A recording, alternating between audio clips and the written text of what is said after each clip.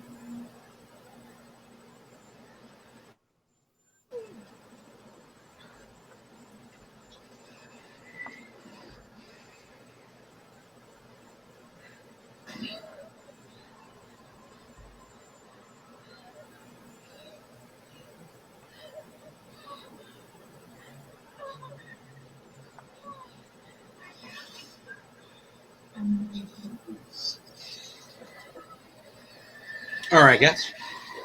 That was really good. Thank you, guys. Yeah, no problem. I feel a lot that, after Saturday night, I wasn't really looking forward to this, to be honest with you. But this is for a totally different reason, for a much more selfish reason. I just hear also that Hamlin is up. He's talking to doctors. Even though the only way he can communicate right now is by writing everything down. That's a plus. That means everything is going up from there. He can feel all of his extremities. His arms, fingers, hands, toes, all That's that he good. can feel. So that's and the first words out of his mouth when he was able to write it was, "Who won the game?" Yeah, I saw that. That's all he wanted to know is who won the game. And the doctors looked at him and says, "You won the game. Won. You By won the game of life." By surviving. Yeah. And kind of, so, and then I wasn't really watching the game. Was just sitting in the car having a smoke and wasn't really watching the game. Joe posted in the group, was like, "Did you see what's going on Monday Night Football?" And I was like, "Oh, what's going on?" And then so I found the video, trying to figure out what was going on, and at that point I was like, I don't even know if I want to do a show this week. And then this morning came and we finally got good news on that front. It was like, okay, we can have fun again. It's going to be okay, because this show is all about having fun. This channel is about having fun, about telling bad jokes, and about it's about the light side of sports and not taking ourselves too seriously. And when you have a moment like that, when you have to do, Monday night I didn't know how he was, and everything was so hush hush and so tight lipped that I thought, I couldn't think but the worst. I couldn't help but think the worst. We all thought the worst that night. 5-1-2. And 4-3. 4-6. That was where I was at on Saturday, or on Monday night, was that, we were going to have to come on here. It was going to be a real brief show. We were just going to pay our respects and leave, because there was no way I could do a show if he was gone. So I was just not going to be in the headspace to do the kind of show that I want to do. Kind of show that's fun, that's light. It's all about being silly, about making bad jokes, and about trying to make our audience laugh. Yeah. And trying to bring that kind of. Go ahead. The bad jokes is Lou's department. Well, anywho, aside we share duties. Yeah. Well, aside from that, as much as we don't want to hear the bad news, as reporters and hosts of sports, it is our duty that we must bring it, even though it's painful to tell. Because we have a responsibility to tell this to the general public, even though it's quite disturbing. Yeah. Well, also, it's about a respect factor. I know. And I can't, in good conscience, come on here and tell bad jokes and be silly and such at any time where maybe, I don't know, in a week, when the dust is settled and everything's kind of, back to normal, and we know where where everyone is at, and we're able to make jokes again. But just in the moment, what kind of show I like to do, what kind of show Brad wants to put on, and if we're all just going to be emotional wrecks, we're not going to put on a good show, and it's not worth even being here. It's definitely, tell them you love them. Give them another hug because you don't know when they're going to be. And Brad, I know what this month is, and I know what that means to you. And I've laid in my fair share of hospital beds. And I've wondering what the future holds and how I'm going to cope. And I'm still here. I'm still kicking. Maybe not as well as I kicked once upon a time, but and it's okay. We're okay. We're gonna be all right. And it just goes to show you that no matter, you can be the bravest, biggest, baddest badass to have ever been badass, and just that wrong place at the wrong time, and everything. The whole world stopped for 2 hours. The whole sports world stopped for 2 hours, and we all held our collective breaths. And we didn't hear anything. Nothing bad, nothing good, nothing, just nothing for 2 hours. And we all went to bed and we got up the next morning and we still really didn't get anything either way. And the longer it went, the worse it felt. I didn't even know what was going on. I was at my friend's house and I got the message on my phone that the game had been postponed. And I'm like, well, okay, maybe it was weather, maybe it's snowing. I mean, you don't think something like that had happened. And until I had heard that he had, guy basically had a heart attack on the field and correct. Because I was watching between games, between the Rutgers-Purdue game, and I had the sound down with the game on, and naturally they just went to a commercial. Like, okay, they took a timeout and whatnot. Next thing they're back in the studio. Like, okay, this is odd. Maybe an unexpected rain delay I don't know about, and then I heard the report like, what happened here? It's like they're not having a game tonight. This really happen? I was like, what happened? We were just coming back for a commercial and everything, and all of a sudden the game has stopped. They're still down on the field. This is like were they dreaming this? Like, what happened? I was just in complete shock. There's no Thursday night game? No, I think that Thursday night was done last week, and everything's Saturday and Sunday this week. There's no Monday night games. Yeah, we're down the last weeks of the season, Gav. Two games Saturday and trying to find a Tennessee and Jacksonville game, and it's not showing up, and I'm like, Sunday. That's the division game. That's going to be who wins the division.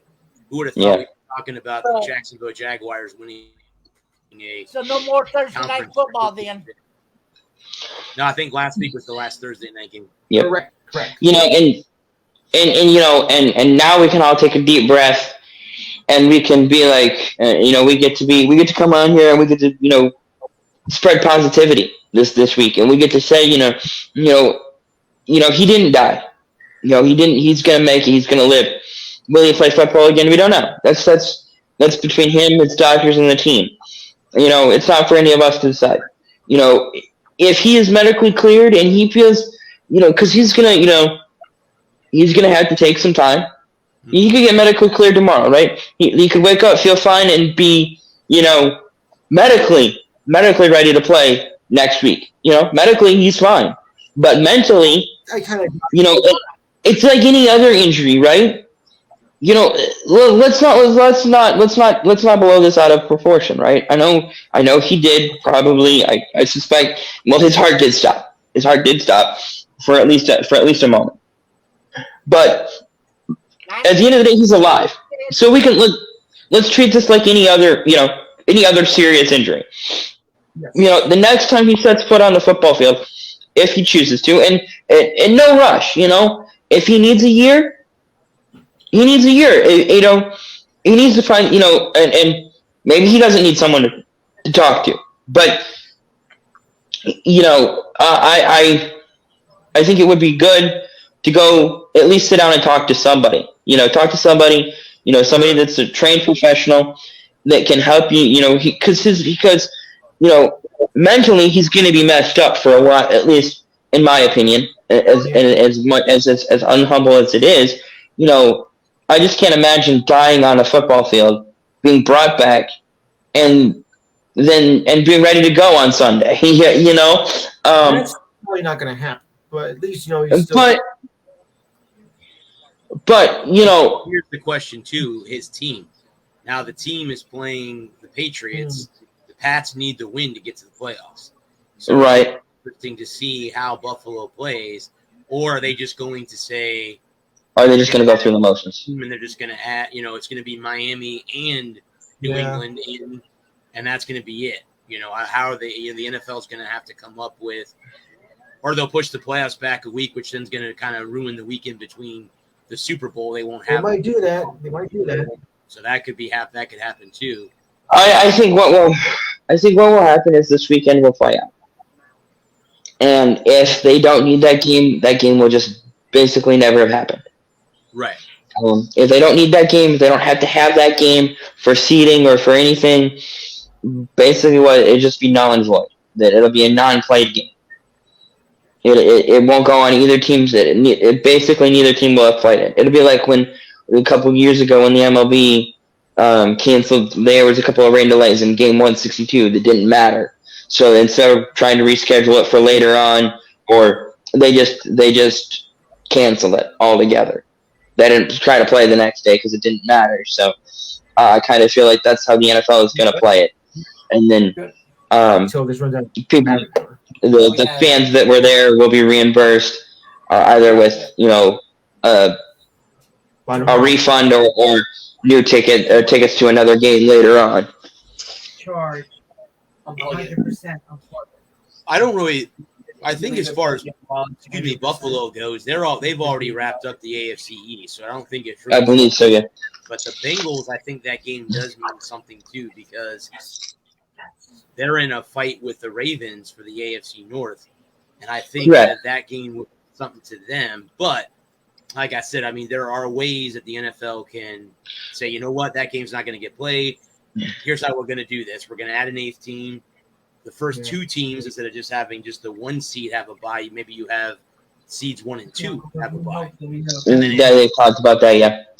It would be 3 versus 8, 4 versus 7, 5 versus 6. However you want to do something like that, you could do something like that. Yeah, that's a possibility. I think probably well, like I said, this is where my brain is at right now. This is where I think the league is going to wait until Monday.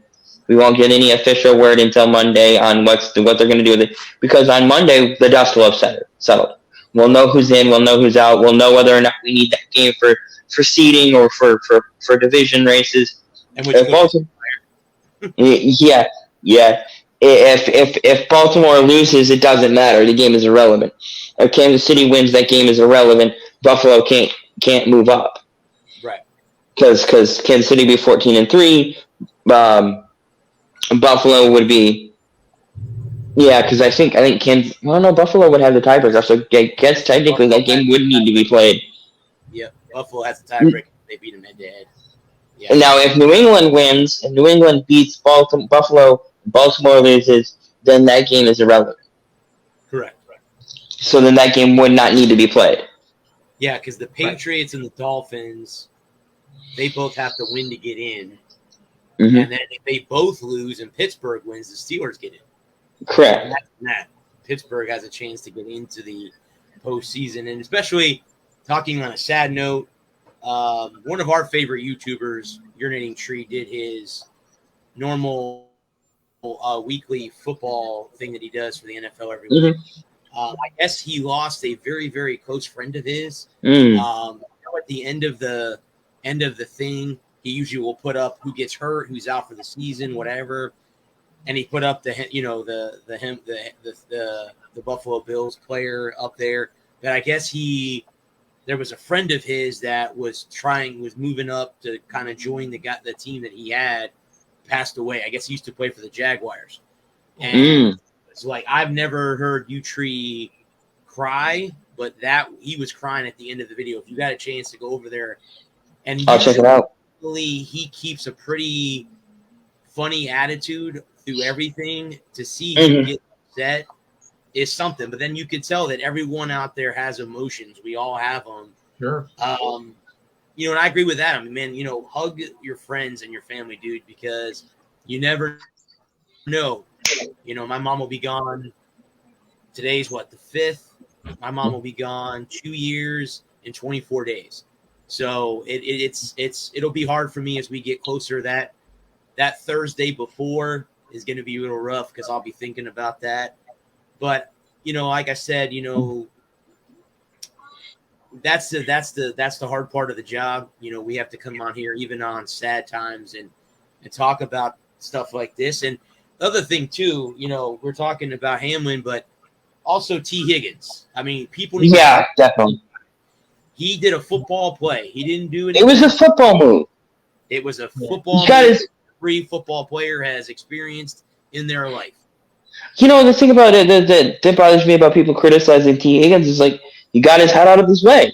We talk about, we hammer on it. Get your head out of the way. Lead with your shoulder. Don't, strike zone. Below the neck, above the knee. It was a textbook football play. And Hamlin, made a textbook football tackle. He wrapped up, drove through, brought him down, popped up, and went right back down because of a freak accident. It wasn't intentional. And the thing that bothers me about this, right, is there are so many times we watch football and someone will be out there being a menace to society, throwing their body around, using their head as a weapon, using the helmet as a weapon, and trying to hurt people, right? And we ooh and we ah and we gawk at the big hit as long as it's not our guy. As long as it's not our guy. If it's not our guy, then it's all good. If it's your guy, then screw your guy. He's a bum, and he had it coming. But the second it's our guy, that's dirty, it's cheap, it's unnecessary, and we need to get that out of the game. He should be thrown out of the league, and he should be burned at the stake. No, I mean, I agree. I don't understand. I know I read. No problem. I read earlier, Bud, and correct me if I'm wrong, that they were sending him death threats. Let me tell you how crazy it is because I myself have gotten them. You have to be sick and out of your, and I'm going to say this word. I know we're not supposed to say this on the air. You got to be out of your fucking mind to send somebody a death threat. Right? Guess what? You wouldn't say that to their face. If that person was right there, they would not be saying that to that person's face. Right. I've got 3 in my lifetime by being a writer because somebody didn't like what I wrote. Somebody, good. Everyone's entitled to their opinion, and that's what your opinion is. Great. Whoa. Death threat. Don't threaten me by killing me. That's Right. It's not because if I'm not in mind, I might do that, and I'm gonna point back to you as me committing suicide because that's what you told me. I mean, and and what does that prove? Mm-hmm. I mean, like you want to go down there and fight T. Higgins, right? I mean, what does that prove? How does that help Hamlin? I mean, it was a football play, damn it. Yeah. And I understand if he was out there beating him over the head with his helmet, right? Okay, fine. If this was, if there was something, something dirty or nasty or foul about it, yeah, okay, but it was a clean hit, for crying out loud. Yes. Right. Yep. That's like I said. I mean, people need to, need to stop, chill out, because if it was a dirty play, fine, great. Then yeah, he deserves it. Still don't threaten his No, if it was a dirty play, they'd have handled it on the field, right? Right, correct. If Hamlin was let out on the field and he was, in desperate need of immediate medical attention, all 53 guys on Buffalo or 52 guys on Buffalo would have taken care of business. You don't need to be sending death threats. Well, you remember, Bud, the thing with the Browns and the Steelers a few years ago. Right. Yeah, hit the helmet, throwing helmets, hitting people. That would have been taken care of on the field. If it was a dirty play, it would have been taken care of on the field. It would not have gone to every player and every person in that stadium probably, Holding the breath. I will say this year, we had our quarterback for USF, Gary Bohannon, was running just a normal running play. He ran in and he went to slide, didn't complete the slide completely, got hit in the head and injured his neck. Had to have surgery. The whole stadium went quiet. Let me tell you how eerie that is when the stadium of fans, I don't care who you cheer for, goes completely quiet. It's scary. Scary to be there. And I'm assuming fans, media, team personnel, whatever it might have been, NFL films, whoever was at the game, it scares you. It scared me earlier at the USF game. It scares you to be there and like, oh shit.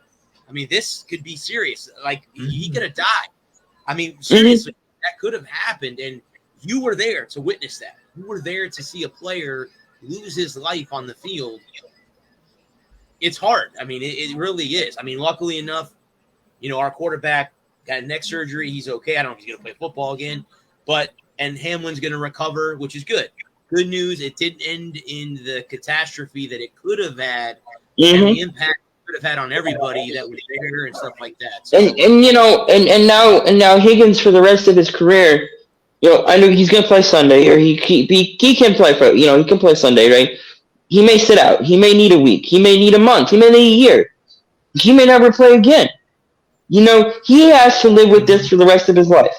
He has to live with that hit for the rest of his life. He doesn't need you on your Twitters and on your social medias making dumbass posts about it, being a jackass. When if you saw him walking down the street, you wouldn't have the cojones to do anything.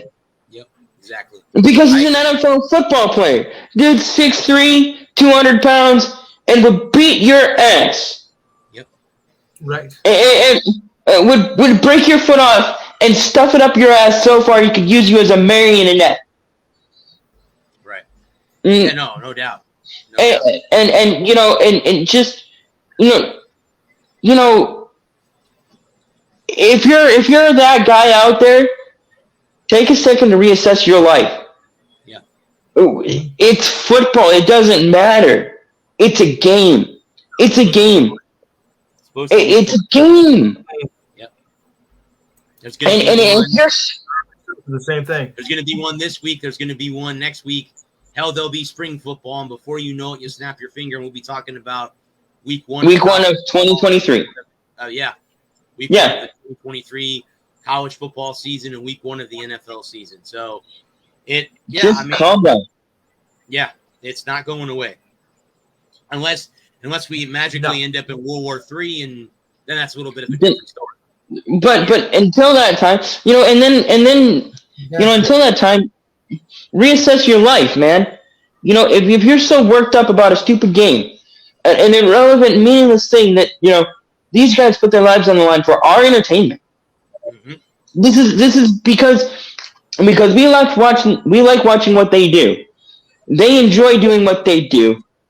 And Hamlin I'm sure that when he's in a year or two, when he gets in a month, he'll be on ESPN. They'll have an interview, and I'm sure he'll be shocked to find out that when he was laying in the hospital, right, fighting for his life, that the game stopped. I'm sure that will just floor him, because he'll be like, it's just a hit. It was just a football play, right, man? It's a football.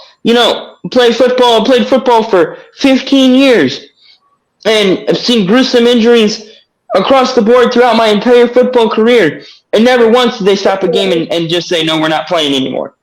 And I'm sure he will be more shocked that they stopped the game and they didn't play the game because of his injury than he will be mad or upset or disappointed. He'll be more disappointed that he let his team down. He let his team down.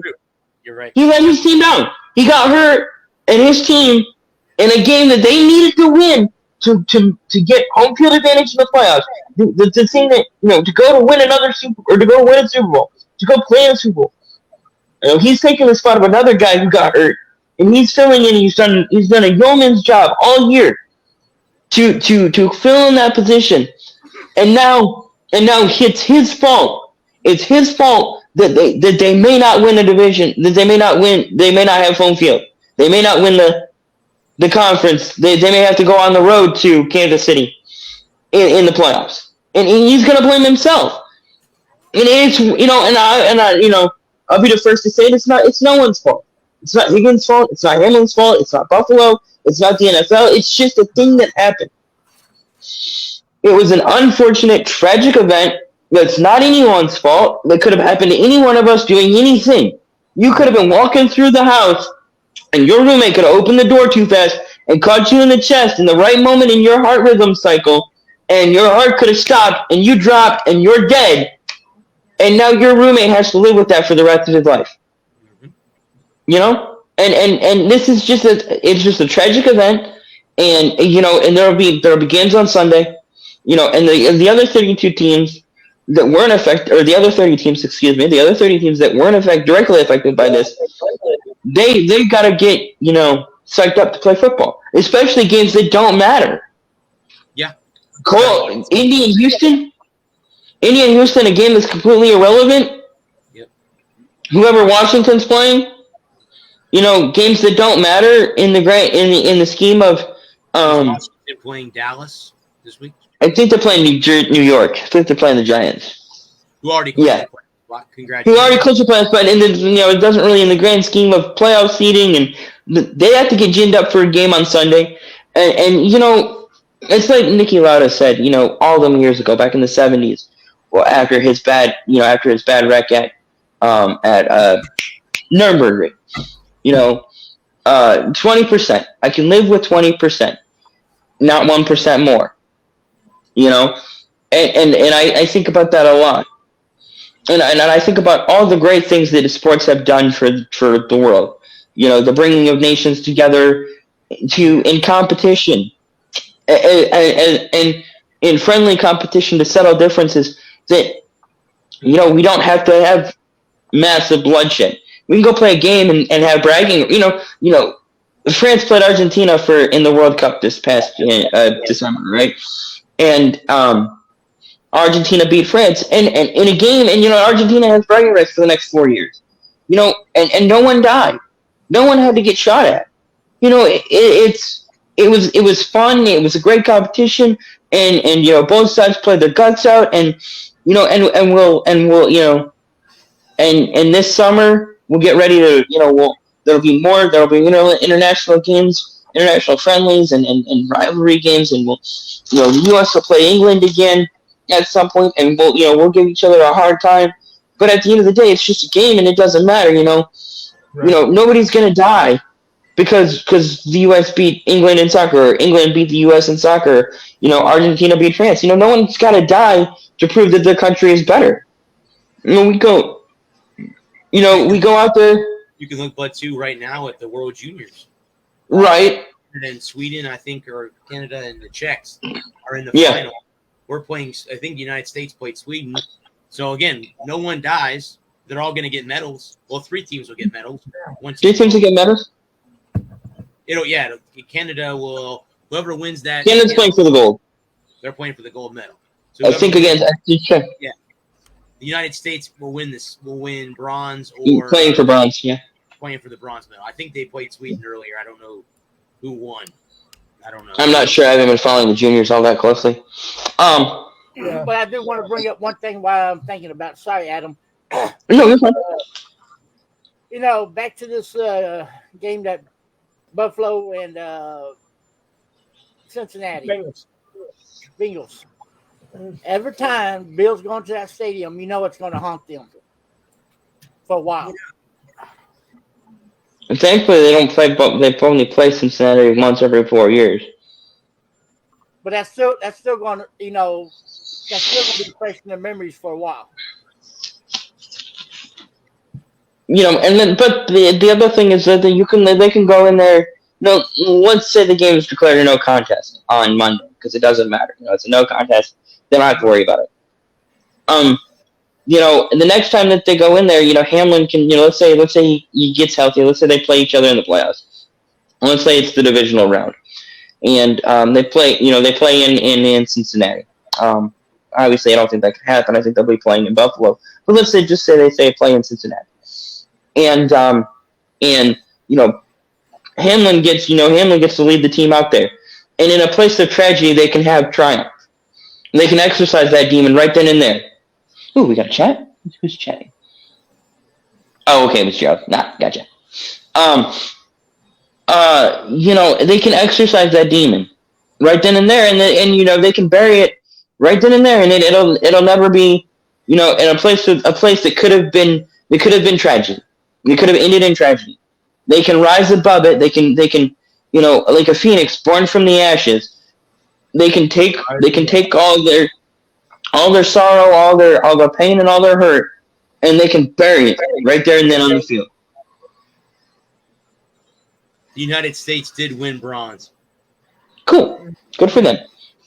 And Canada's up 2-0 over the Czechs right now. Let's go, Club. It looks like they're going to win another world juniors gold medal. They beat the United States 6-2, so they smoked the hell out of the States.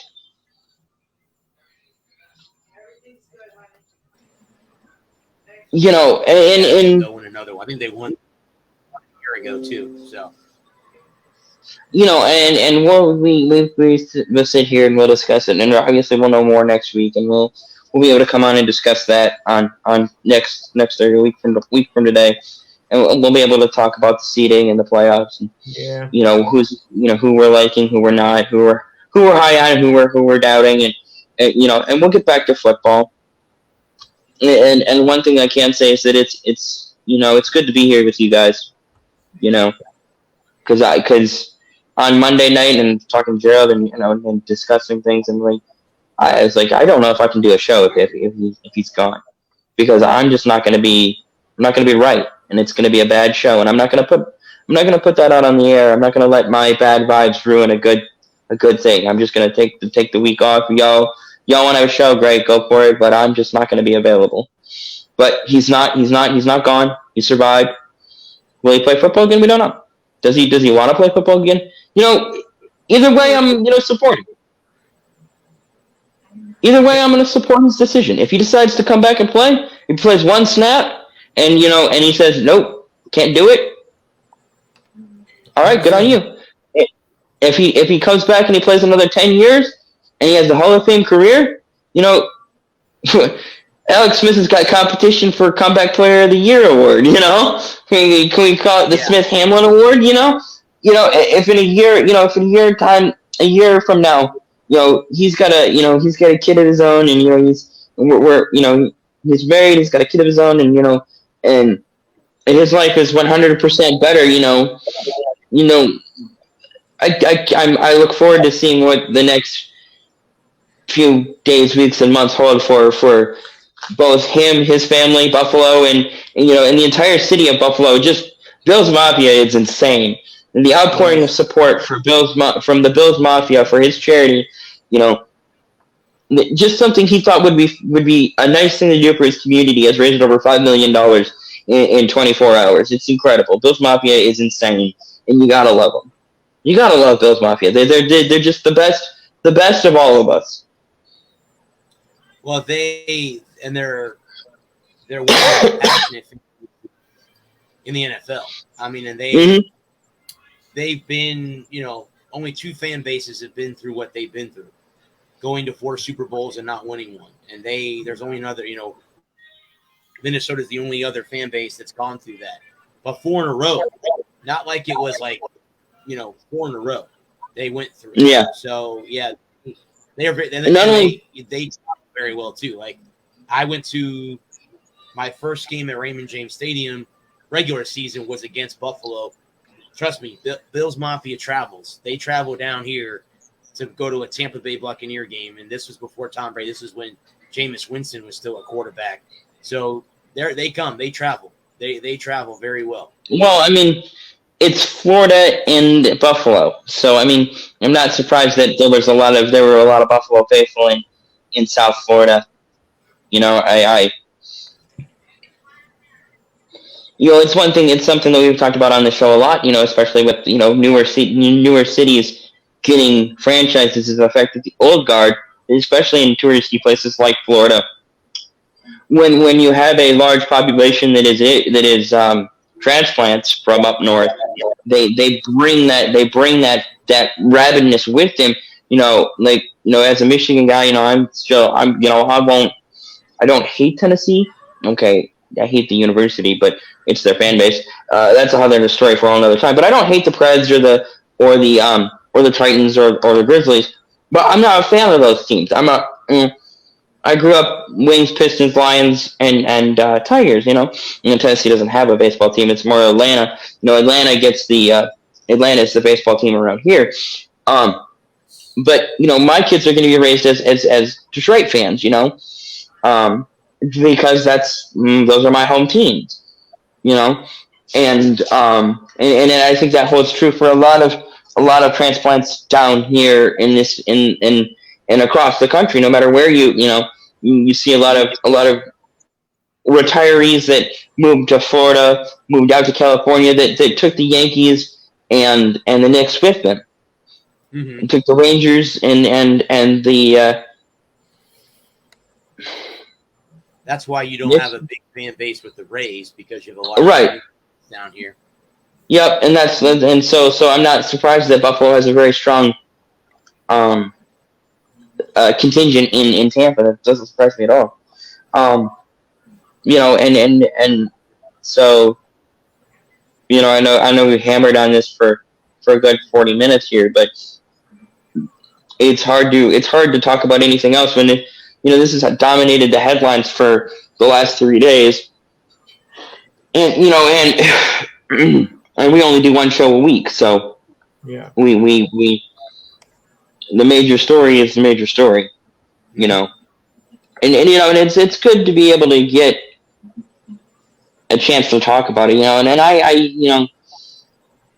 the other people, the people that are forgotten in the shuffle here, that have been lost in the shuffle, is the medical staff. Nothing but the utmost praise to those people to recognize what was going on as quickly as they did, to provide adequate, immediate medical attention so that he didn't end up passing away on the field, and they were able to stabilize him, get him in an ambulance, get him to the get him to the hospital, get him on life support, get him in life-saving treatment immediately, was a testament to the advancements in both medical technology and player safety. People will criticize the NFL for not taking player safety seriously, but the medical staff, the medical personnel that are with both teams and the local hospitals that provide additional treatment after the on-field incident deserve the utmost credit. Guys like Robert Wickens, who survived because of the medical treatment, and Alex Zanardi, he had a horrible wreck coming off of pit road. I think it was California, and it sheared both his legs off below the knee. And because they had a trauma surgeon with it on the medical team that went to the car, he threw 2 tourniquets on his legs and saved his life. His legs were gone, just gone. They were hamburger meat, and they were able to save his life. It's a testament to safety. It's a testament to just that technology has, we're so far advanced that, things that would have taken people's lives, a decade ago. I'm not even talking like 50 years. I'm talking 10 years ago. I don't know. This is a whole entirely different conversation we're having. Well, you were just speaking, Bud, of having a trauma doctor. You might have one now on every NFL, maybe every football stadium now, just in case it happens at any level. I know going to experiencing a high school football game last year, announcing a game, there's medical staff all over the place. In fact, the game that I was at, a referee got hurt. They had to. He actually. I don't think they did do CPR, but they had to. He was out for a little bit, and they got him to wake. Smelling salt. They brought him around. Yeah, bug back up, but he walked off the field. He was having trouble breathing. They were giving him oxygen on the sideline. So again, just think about that kind of stuff. Having medical personnel right there.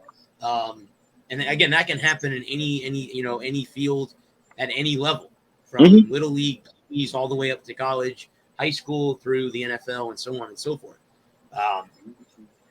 So I mean, yeah. I really think, honestly, things. See, it's weird sometimes when things happen like this. Now we have people in place, where it should have always been that way, in case something like this happens in the future. But now there will be problems.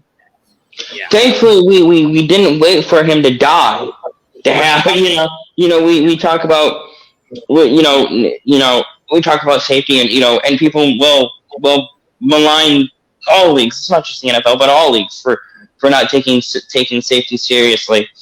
And we look at the medical treatments that are available now, and we look at the medical staff that's available for all leagues, and the fact that that the NFL was proactive instead of reactive. We didn't wait for someone to die on the field to have the proper medical personnel there to administer medical aid to a player in the moment when he needed it, not 10 minutes too late, 5 minutes too late, a minute too late. The difference between the conversation that we're having tonight and the conversation that I was afraid we were going to have on Monday night is a minute, 30 seconds. Right. If they're delayed 30 seconds, this is a whole different conversation that we're having, and we're having to evaluate what went wrong. And tonight we get to talk about what went right. We get to sit here and have this conversation about what went right. And it's a credit. It's a credit to the NFL and their medical personnel, and the fact that they've learned, that it's better to be proactive than reactive.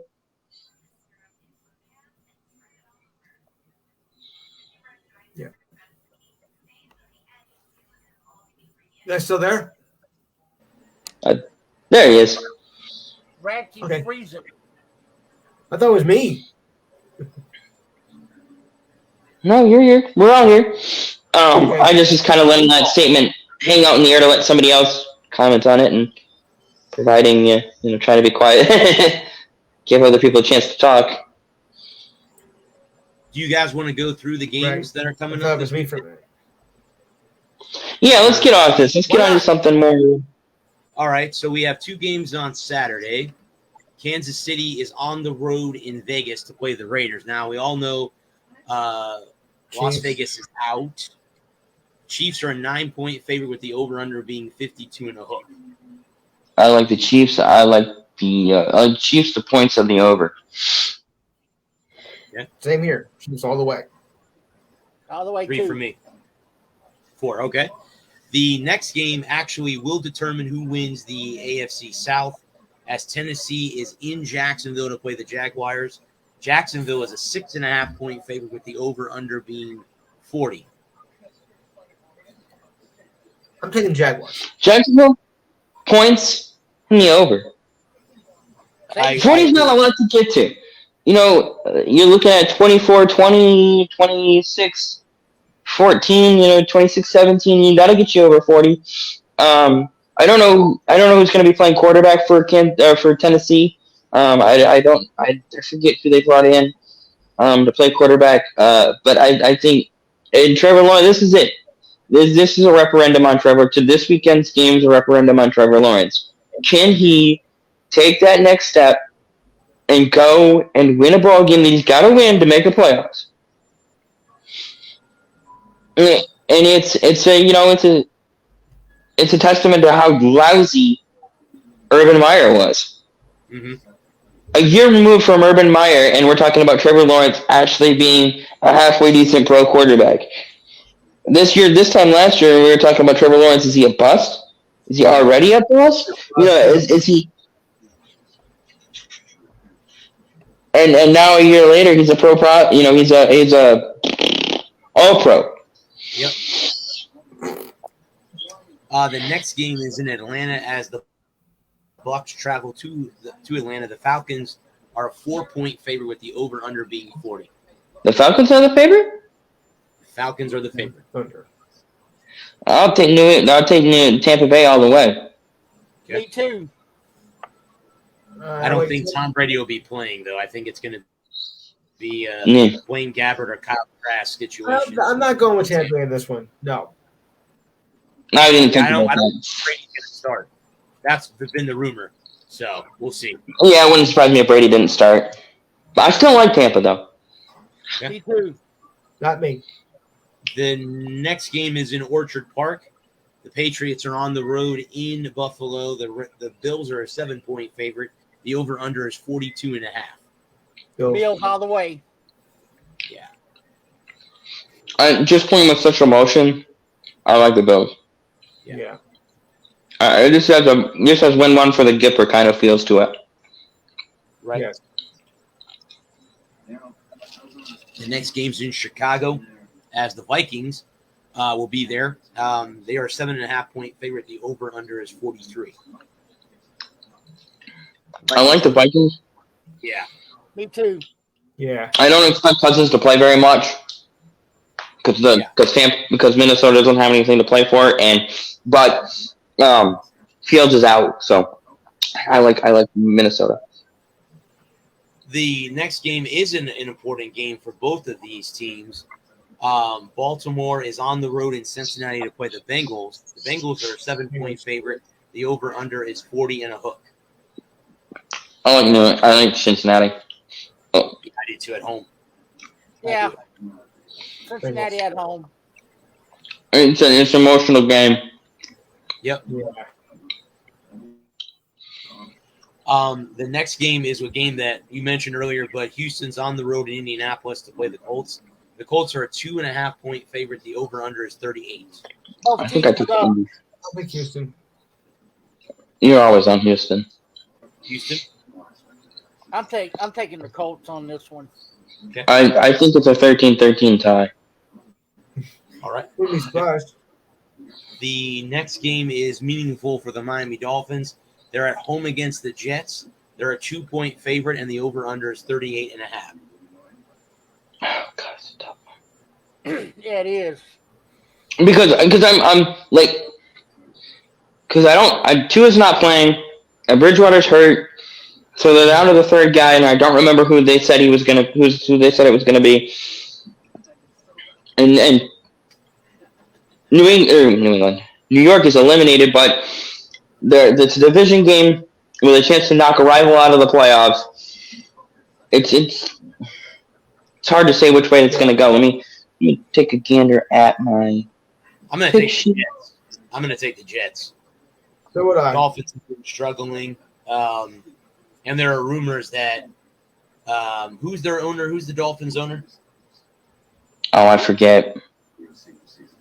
There have been talks that he wants Tom Brady and Gronk. Who's the Saints' former coach? Oh, Sean Payton. John Payton next year. And if they have a funny feeling if the Dolphins don't make the playoffs, they're going to fire that kid who basically has taken them out of the cellar, in his first year. That's the rumors. Again, we'll see if that happens or not. But if I was Sean Payton, I'd pass on that. I'm going to take the Jets on this one, too. I got Miami. I took Miami in the pick 'em. Okay. I took the Dolphins in the pick 'em too, but I think the Jets going to pull this one out. I got a funny feeling that the Jets are going to win. I wasn't really thinking about it when I was making. It's like when I was making my picks the other day or this morning. I was like just throwing them all together because it was like I didn't even know where we were going to be at until about 9 o'clock this morning when the good news started to trickle in. But I can very easily see this game going either way. The Jets wanting to be spoilers and Miami, wanting to take that next step. The next game is meaningless. It's in New Orleans. The Saints are playing Carolina. The Saints are a 3.5-point favorite. The over/under is 42. I'm taking Carolina. I'm taking Carolina. Yeah, I'm taking the Panthers because they've been playing very well under their filling coach after Matt Rule left and went to Nebraska. But, yeah. I don't know. I think I took the Saints. Another crap show. And that's a bad game that's an even worse game because it literally means nothing. Correct. Like the Colts Houston game does mean a little bit to both teams because it's about draft picks. This game means nothing to either team. The only thing this means is for guys on the fringes. Yeah. The only people that this game is important to are guys that are on the fringes, guys that are trying to make a roster next year, guys that are trying to better their free agent stock. Right. So, yeah. The next game is meaningful to Pittsburgh because if Miami and the Patriots both lose, which is a possibility, the Steelers can get into the playoffs. They are at home against the Browns. They're a 2.5-point favorite. The over/under is 40 and a hook. Let's see who I took in this one. I took Pittsburgh, and I expect them to smash. I expect it to be I'm taking Steelers. Okay. I expect Pittsburgh to go out there and just hand Cleveland their ass. Especially since Cleveland took them out of the playoffs last year. Or the year something like that. Yep. I expect Pittsburgh to go out there with all guns blazing and just give Cleveland fits. The next game is in Denver. It's a meaningless game because LA has already sealed a playoff spot. The Chargers are a 2.5-point underdog. The over/under is 40. Wow, what are the gamblers seeing that? Okay. I'm taking the Chargers. I like the Chargers too. Give me the 2. Yep. The next game again actually is more meaningful to Philadelphia than it is to New York. Being that the Eagles can wrap up the number 1 spot in the NFC. Philadelphia's a 14-point favorite. The over/under is 43. I'm taking the Giants. I want them to beat the Eagles. Giants. Okay. It depends on who plays, because I imagine that Philly won't play. Not Philly. Sorry. New York. The Giants won't play. Most of the starters for the Giants won't play. And because they've got everything, they can't move up or down or anything, so they're locked in at the 6th seed. So I expect the Giants to or expect Philly to win. I'm hoping the Giants win. The next game again is basically meaningless all the way around as Arizona's on the road in Levi Stadium to play the 49ers. San Francisco is a 14-point favorite. The over/under is 40.5. I think San Francisco will win and win big, because they're starting their third guy. So yeah, Brock Purdy's their third guy on the depth chart already. So and I don't think you see much Christian McCaffrey or George Kittle. And then Arizona, Kyler Murray's hurt, so I think they're starting. I think they're starting Sam from accounting. No, the former Penn State quarterback who started against the Bucs. Oh, Trace McSorley. Trace McSorley. Yeah, so Sam from accounting then. Yeah. The next game is meaningful to the Seahawks. They're at home against the Rams. They're a 6-point favorite. The over/under is 41.5. I'm taking Seahawks. I got the Hawks too. Yeah, I'll take the Hawks. And that last game you mentioned, Brad. Uh-oh. Yeah. Give him a second. Yes. You there? He's there. He froze. Again?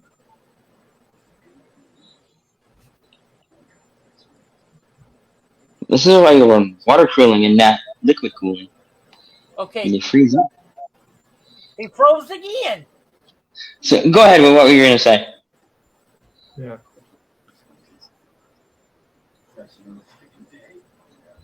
Seahawks, right? Is that what everyone says? Okay. That last game Yeah. you mentioned for the Seahawks game, I got to go with the Cardinals. Yes. Okay. Why do you think that? I think they're gonna play spoilers. They're not really going to spoil anything. Can San Francisco get to 2? Don't know. I thought they had the 2. I think they have whatever seed they are. They locked up. Not yet. Yeah, if they win, they'll be 13-4. If Philly loses, they'll be tied. And if Minnesota wins, they'll all be tied at 13-4. Okay. And so will Dallas if they beat the commies. Yeah. And they'll be 13-4 also. The commies. That is. Uh-oh. That's what U-Tree calls them, okay? That's what U-Tree calls them. Okay. Dallas is a 7-point favorite. The over-under is 41 against the Commanders. But, yeah, that's – yeah. Dallas. Yeah, Dallas. Points. Yeah. And then the game, I think this is probably the most meaningful game, probably one of the best games of the week, will be the game on Sunday Night Football that was flexed. Detroit against Green Bay in Green Bay. The Packers are 4.5-point favorite. The over-under is 49. And the winner, is in the playoffs. I think that's how it basically – Seattle doesn't win. Give me Seattle doesn't the Lions. I'm taking the Lions in this one. If Seattle wins, then Detroit is eliminated, and Green Bay has to win. Okay. If Seattle wins, Detroit is eliminated, and then Green Bay would have to win to make it in. If Seattle loses, then the winner of Detroit Green Bay is in. Okay. And I have the Lions as well. I think it's been a good season for Detroit, no matter what happens in the game. You know, it's been a tremendous turnaround because they were 1-6. Yeah, they finished 8-9 this year. Yeah, that's or 9-8 or 9-8. Yeah, so yeah. You know what's the kick in the teeth is that they would be in regardless if they had beaten Buffalo. Correct. And they almost it's a season of coulda, woulda, shoulda for Detroit. Right. And that's been the theme for the last 20 years. Is every year every 5 years they're 9-7, 10-6, now 9-8, 10-7, and it's wait until next year. Wait until they'll get some. They lure a big name free agent who comes to Detroit and stinks. Looking at you, Damian Woody. What was the name I was trying to come up with? Damian Woody from New England. At the tail end of his career, he was going to be the offensive lineman of a stopgap offensive lineman, so that they could to help out the young kids, and I'm so jaded on this Lions team, and I'm so just the Seahawks will win early Sunday evening, and Detroit will win, and it will mean nothing. All it will mean is it'll keep Green Bay out of the playoffs. Detroit wins, and Seattle wins, Detroit wins, and they miss the playoffs. So, because Seattle has a tiebreaker, because Seattle beat Detroit earlier this year, and that's the story that's the story is Seattle wins and Detroit wins and misses the playoffs. Okay, we can jump to college football now. We'll talk about the 2 playoff games. We could talk about the other bowl games that happened. Yeah. Let's start with Tulane upsetting USC. What a game! What a finish! That's great for the American. Right. SF is in. to go out and beat a team like that. In a game like that, what a game! Good ball game. In a game like that, in a game where it wasn't sloppy by USC. USC played a good game. Made one mistake, and that kickoff return where the kickoff, they fumbled out of bounds, and they had to take the ball at their own 2, and there was a safety, and Tulsa got the ball back, went down, scored a game-winning touchdown. Tulsa won that game. It wasn't so much that USC gave. I don't know. You also look at the fact that USC pissed away a 15-point lead, and we talk about that. But the Green Wave played a great game. All the credit to the Green Wave. Yeah, they're running back at 17 carries for 205 yards and 4 touchdowns. That'll do it. One player has 28 of 46 points. So that means he scored. He was on it. A lot of the points that Tulane scored in that game. I watched some of the Rose Bowl game. It's upsetting that Utah's quarterback got hurt. Penn State. Oh, is that what happened? Yeah. I didn't hear that. Hurt. I was so distraught after Saturday afternoon. I didn't turn anything on. There were blowout games. Iowa beat Kentucky 21-0. And then LSU just tore Purdue a new one. They won. I told you that was going to happen. 7. Told you that was going to happen. Told you that game wasn't going to be any good. Purdue got taken to the woodshed. Mississippi State beat Illinois. 19 to 10. Yep. On a last-second fumble return for a touchdown. Couldn't have Mike Leach did any better. I was gonna say that's for head coach Mike Leach. That was a beautiful way to end that bowl game for his former team. Alabama beat Kansas State 45-20 in the Sugar Bowl. So yeah, those are the kind of the bowl games that happened. Other than the 2 playoff games. I think all of Mike Leach's former teams won their bowl games this year. Washington, Texas Tech did too. Yep. Yeah, Washington won their game. Yep. What's breaking?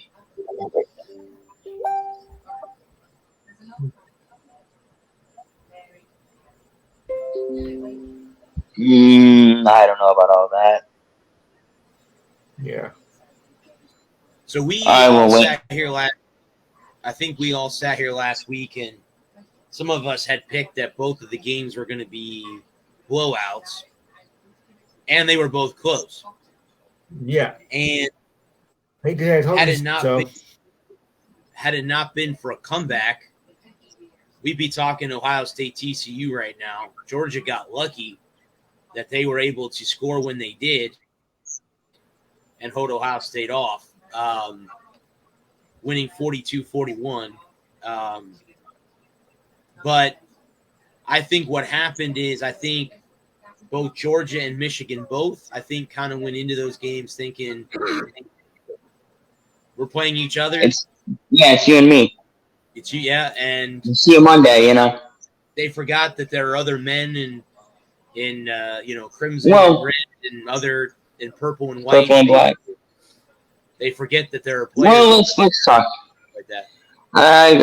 As I alluded to, face the music. I've already faced it once, and let's talk about it. What happened? What went wrong? How it all went wrong. What went wrong is they turned the ball over too much. That's what went wrong. Well, I knew it was over the moment that they went for it on 4th down and didn't convert. Or the trick play? Yeah. And that's Harbaugh. Michigan. That's Harbaugh. That's Harbaugh. But that's Harbaugh. It's Harbaugh ball. It's been his MO for 15 years. He did it at He did it at Stanford. He did it at Stanford in San Francisco. He's done it in he's when Checkers has gotten you there all year. When it's run up the field and just king me, bitch. And all year you've been playing checkers, and now you want to play chess. We're gonna outthink them, We're gonna outsmart them. We're gonna out razzle dazzle them when razzle dazzle hasn't been there all year. I don't think so. Well, I mean that's the. I mean, I watched the game and I turned it off. And them going down early on. I mean, it was 21-0, and then you're like, wait a second, what's going on? Did they not show? Did they have bad food at the hotel the night before? What was it that TCU was doing? I don't know. I turned it off. I couldn't listen anymore. I was working Saturday night, and I was just so beside myself. I just couldn't listen anymore. I turned it off. But I kept an eye on it. And every time they got close, TCU found something that they were, they found something. And I think that the big thing is that, the defense played good enough to win, right? They held them under their season total. Held them to 37 points. The defense gave up 37 points. The offense scored 59. Unfortunately, 14 of that was to the other team. Yeah. 2 pick sixes. 2 pick sixes and a fumble on the goal line. That's the story of the game. But I want to go back to that very first offensive series for Michigan, which was, I was really irritated that we lost the coin toss. And when we lost the coin toss, and we had to go on offense first instead of being able to go on defense and go get a stop and settle in. And when they take the timeout right there, there on 4th and goal, I thought the right move was just kick it. Get points on the board, settle in, settle down, and what I saw, because I went back and I watched some of the highlights as much as it pained me to, but what I saw was McCarthy was just trying to play hero ball.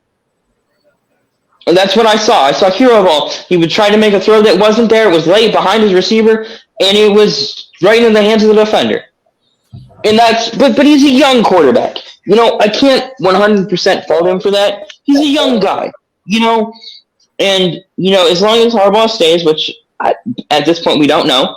He could be gone. He could be still there. We'll see here in a couple weeks. After come Tuesday morning, we'll know more. We'll know as much as we know now. But I think come Tuesday morning, we'll know more. And when we do know more, and and we know one way or the other whether Harbaugh is staying or he's headed to Carolina or Denver,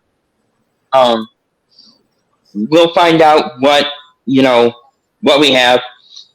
We got another young class coming in. We got a lot of 4-star recruits loaded up in the transfer portal.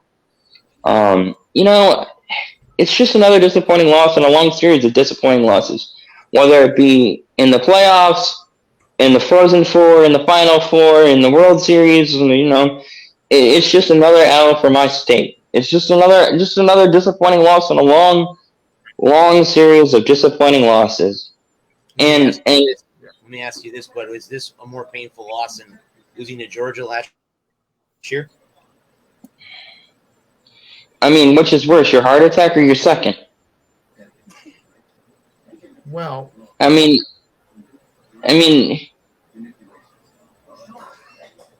okay. Breaking news, breaking right now, according to ESPN, it has been the Bengals game has been declared a no contest. So what does that mean? It means that it never happened. Never existed. So It's been canceled. Let me read this article. If it'll load. But so while I'm waiting for this article to load, I mean, what's worse, if your first heart attack or your second? I mean, it's just another heartbreaking, disappointing loss and a long string of heartbreaking, disappointing losses. And it's climbing the mountain to get kicked in the teeth at the top is just something you now I don't know how you get. Now I got to find out how I'm going to do this with the record in my pick'ems. And that game is just a null and void. It just no one gets. danger for it. You don't go up, you don't go down. It just basically never happened. So basically, just take it off the board. Take it off the board. That's exactly what the NFL is going to do. It's like it never happened. Right. and you know, that's another way of saying that it's been canceled. Yeah. ESPN's reporting it's been canceled. I couldn't get the article. If it comes from NFL.com or ESPN, it's true. Any other sports sites, it's dubious. That's the only two sites I use is NFL.com and ESPN. NFL, ESPN, Fox, CBS, any of your mainstream news outlets, AP, Bleacher Report, The Athletic. The Bleacher Report, that's a good one. That is. The Athletic's a good one too. There's a lot of good writers on that website. Let me see if it came through on my end yet. Yeah. Yeah, go for it. So, but like I was saying on Gerald, I'm still wearing my Michigan socks. You can see that. Got the Go Blue socks on. I'd be wearing my hat, but it's upstairs. I didn't feel like going and getting it. So, it is what it is. We'll pick up. I mean, where we were 3 years ago now. At the end of December of 2020, you're 2-4 and looking pitiful. If you'd have told me we'd win back-to-back Big Ten championships, we'd beat Ohio State back-to-back years, we'd make the playoffs back-to-back years, and we'd been 6 points from making the championship game after being down 21-6 at the half, I'd have been beside myself 2 years ago, and pinch me, it's not real. I can still. We beat Ohio State. Ohio State lost too. They don't have that on us. We still beat them. We still beat Michigan State. We beat Penn State. We beat Iowa. And neither one of those teams played in a playoff game. I think too, the other game, the Georgia-Ohio State game too, I think the one thing that Georgia's was suspect to was the big play downfield. Mm-hmm. They able to do that almost enough to get the upset. Yeah. Mm-hmm. Well, they say ghosts only counts in horseshoes and hand grenades, and we weren't playing either. Okay, here's something else that just came through. NFL says if the Ravens beat the Bengals on Sunday, and those two teams are scheduled to play a wild card game against one another, the home team for that game will be determined by a coin toss. Okay.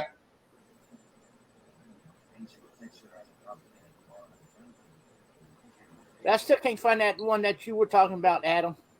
Yeah, that's fine. It's from ESPN.com. It flashed across because I have ESPN news alerts because I have the ESPN app. But like I said, forgive me for not leaping for joy, but I'm not looking forward to Monday night now. I'm really not. Well, the question now is like you said, if they had beat Michigan, did they do it all against Michigan and now they have to go play Georgia? Yeah. Did they use up all the bullets in their gun? Correct. That's what I was saying last week actually. Oh wow, look at that. Canada, the Czechs are going to overtime. Wow, they come all the way back, huh? Yeah, see, All the now way it says, All the way back. Wow. breaking, the NFL announced that the Week 17 Buffalo game and Cincinnati Bengal game will not be resumed and has been canceled.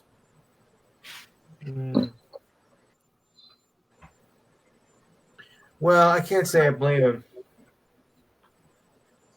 So the line in the national championship game as follows.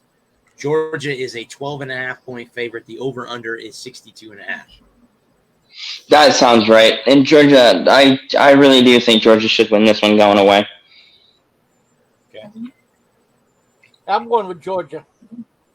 Yeah. It would be a monkey wrench though if TCU were able to be the first non-SEC champion in 12 years.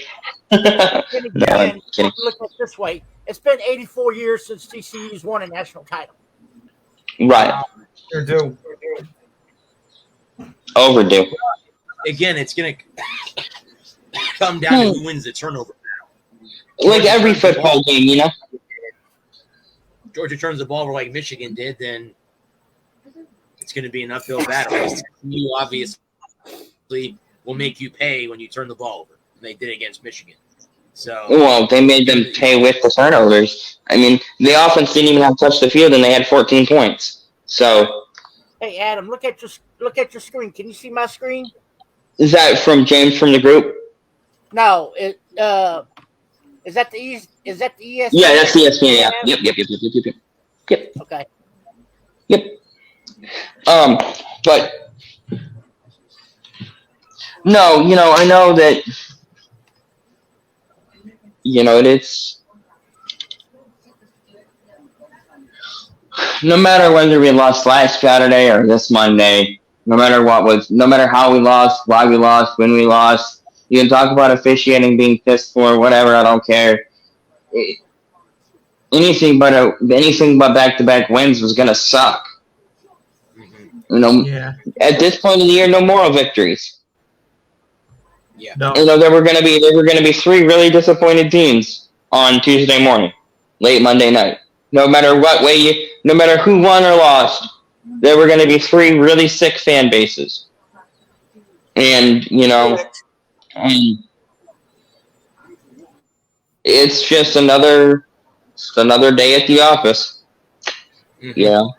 And it's about cleaning things up, clean up the turnovers, get healthy, and be ready for September, because it all starts again in September. We get to run it back in September. And we go for 3 in a row, and we get to put it all behind us against UNLV. I think it's week 2. I forget we play week 1, but by September 11th or 12th or whatever it is this year, we're into this. We're on to the next one. I think the season begins September 3rd. Right. I think that's the first USF game. So I think it's September 3rd is when I think the college football season. Something like that, yeah. Yeah, the official. And so it's.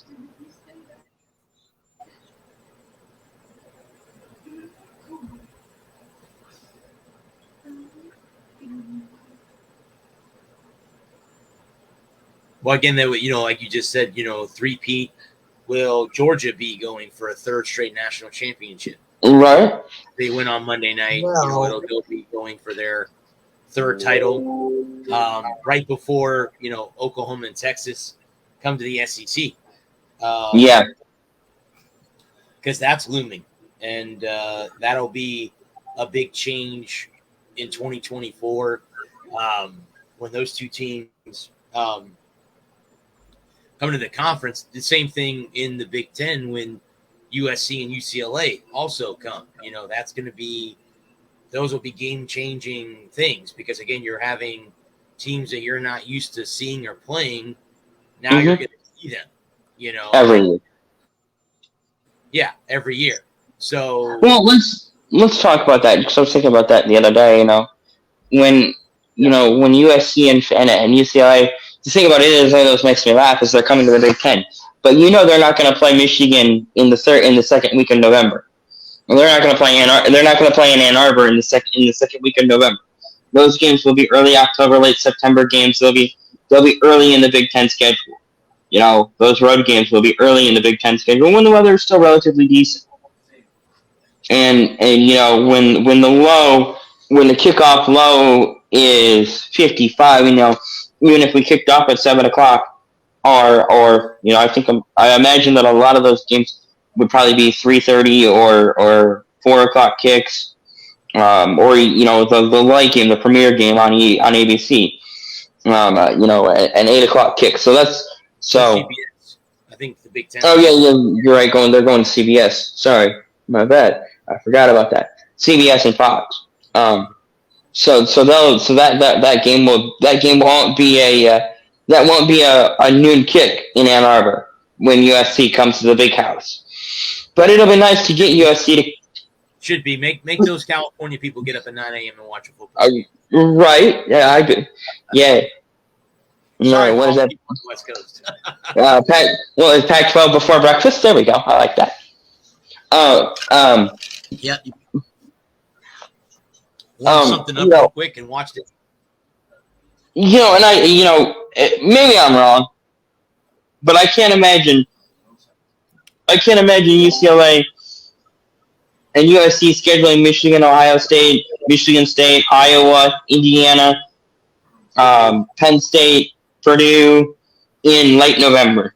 They'll want those games to be all early or in California. Let's say, on the West Coast, yeah. They'll play when they have to play Michigan in Ann Arbor. It'll be the second week of October. Right. When Michigan goes to USC, it'll be the second week of November because that's when because California never has bad weather. They don't get cold.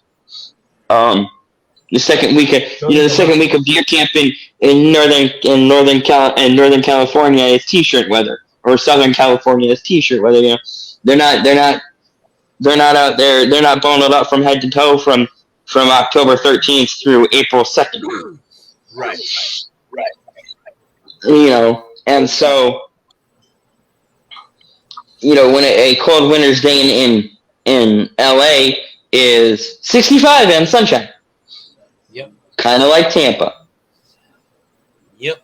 Well, that is true. You can, a cold November day is 85 with 33% humidity, and it's gorgeous. And it's great. It'll be fun to have another tough team on the schedule every year. Because I don't know how that's going to break down. I don't know if they're going to do away with the divisions and just go back to just everybody plays everybody every other year, or how that's going to, because they're going to have 16. They're going to have 16 teams now. So with the addition, or 17, I think it's 16, because I think they have 14 right now in the Big Ten, and so everybody will play everybody every other year, and maybe I'm wrong, but I'd love to hear somebody tell me that I'm wrong, that we are going to see USC in Ann Arbor in the third week of November, leading into Ohio State. That would be an incredible set of games back to back. Michigan, USC in Ann Arbor for our final home game, and then headed to Columbus for another showdown with Ohio State. For a top 4 seed and a bye. The Ohio State game is in Ann Arbor this year, though, right? It is in Ann Arbor this year, but in 2024, when USC is slated to come to the Big Ten, it'll be back in Columbus. Yeah. And I'm thinking that on down the road, we get SC before Ohio State. What a game that'll be.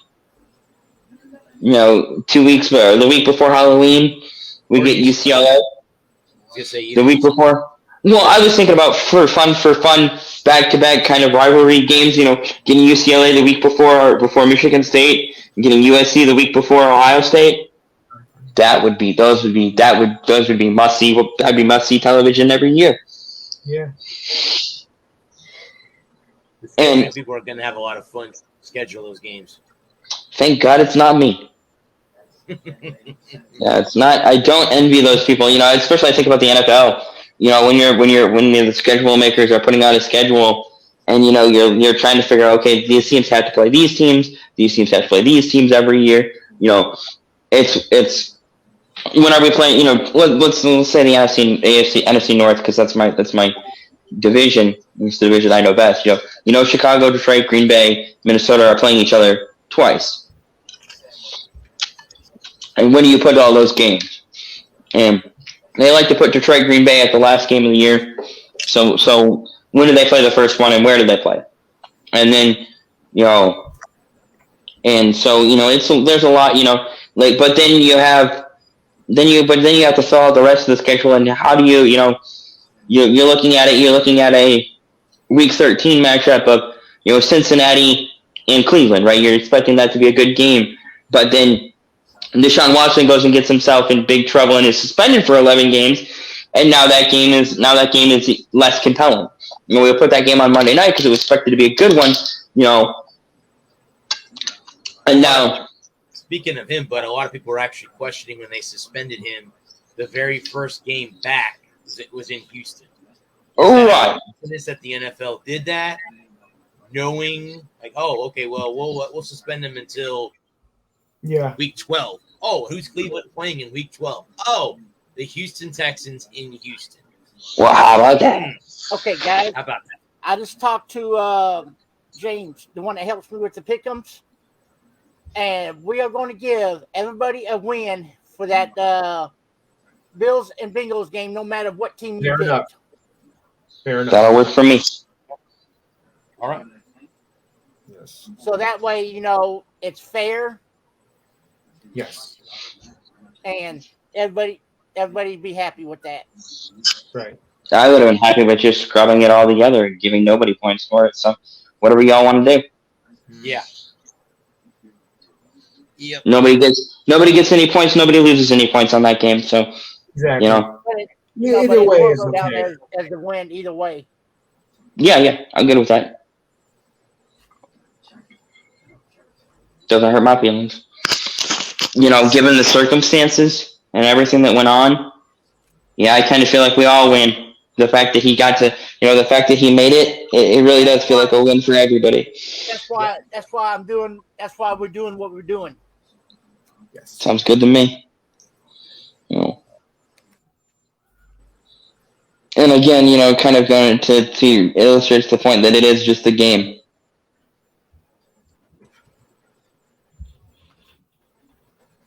Yes, it is.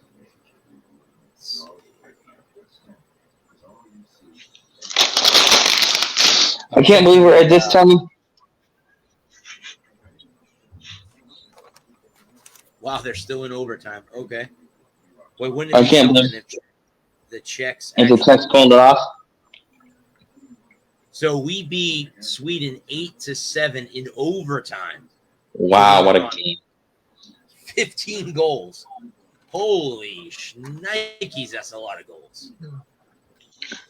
Oh, Canada won in overtime. It's overtime. Canada won in overtime. So Canada gets There the it gold. is. The Czechs get the silver medal. And The Americans get the bronze. Yeah, I heard the worst medal to win is silver. That makes Brad 10-6 in my pick'ems. And Adam, that makes you 11-5. Yeah, I had Chicago. No, I'm talking about in that Bengals game. No. The one of the losses I had was Chicago. Because see, I'm a jaded Lions fan, and I expect them to lose, especially big games late.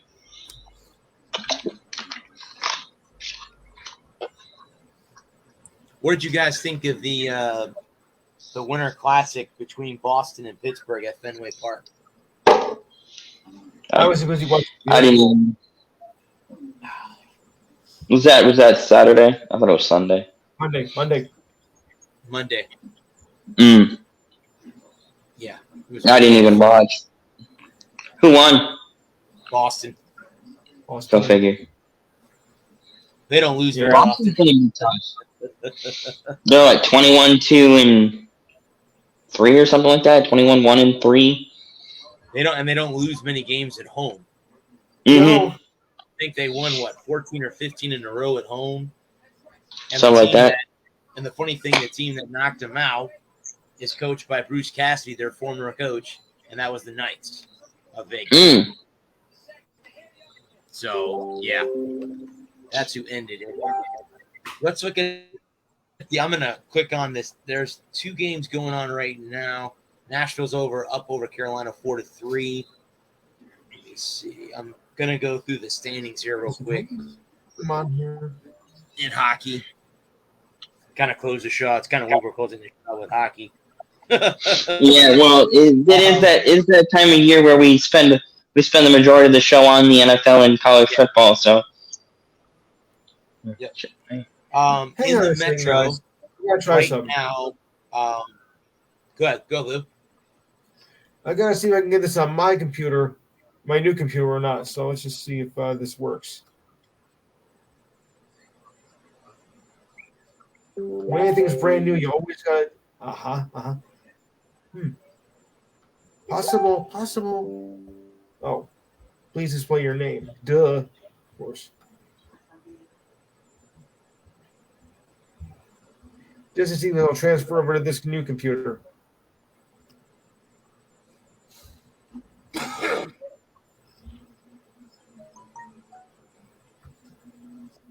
Surprise, surprise, it will. Okay. So I'm going to take off this one.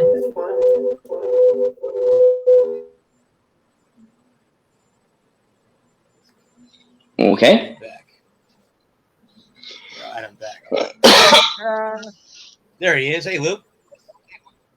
Yep, on the brand new computer. Nice. Excellent. It works. Eureka. Now you can do your show. You can do your show through StreamYard. I don't know if I can or not. You can try. I'm gonna keep it for the way it is right now until the new service starts. I think it starts in a couple weeks. Yeah, the third week in January. So I'm just gonna do normally what I've done, and then when it switches over, then I'll do it because I might mess it up. So because I'm gonna do a test show with Kevin first, just so I know what I'm doing, so that we all know what we're doing. Same way with me. I wanna do a test run with him, so I know what I'm doing and make sure I don't hit something and blow everybody out of the water. So I'll just keep it on dial pad for the next couple of weeks, and then we switch over. Then I'll, Because I can just hear Bradley now trying to get onto the show. Damn it, Gerald! What the heck did you do? What did you do? You don't ruin everything you covered. Nothing. Go. They'd be a Homer Simpson. Oh. The top team in the Metro Division is Carolina. It's Carolina, New Jersey, the Rangers, the Capitals, the Islanders, the Penguins, the Flyers, and the Jackets. In the Atlantic, it's Boston. They have 62 points. And then it's Toronto at 53, Tampa Bay at 49. And it's Buffalo at 40, Detroit at 39. Ottawa's also at 39. Florida's at 38, and Montreal's at 33. And I'm very happy with Detroit. Yeah. Sorry, go ahead, and we can circle back around. I'm sorry, I didn't mean to interrupt. We're just doing another game. The in the Central, the Western Conference, it's Dallas, Winnipeg, Minnesota, Colorado, St. Louis, Nashville, Arizona, Chicago. I think Chicago is the worst team in the league. They are. Then it's Vegas, the Kings, the Kraken, the Flames, the Oilers, the Canucks, the Sharks, and the Ducks. The Ducks are 11, 24, and 4.